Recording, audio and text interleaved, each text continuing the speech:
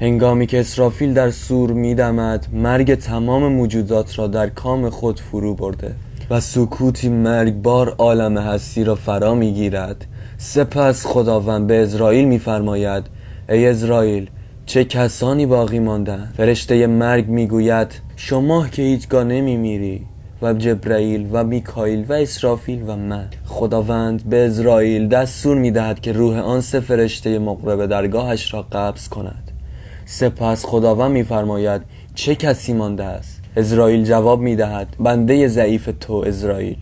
در این هنگام از طرف خدا خطاب میرسد: بمیر ای ملک الموت. عزراییل صیحه‌ای میزند که اگر این صیحه را مردم پیش از مرگ میشنیدند، در اثر آن میمردند.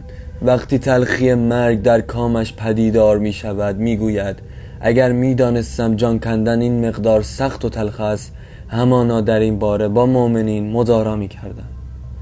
وی افزود: در این هنگام خداوند خطاب می کند: ای دنیا، کجایند پادشاهان و فرزندانشان؟ کجایند ستمگران و فرزندانشان؟ کجایند ثروت‌اندوزانی که حقوق واجب خود را ادا نکردند؟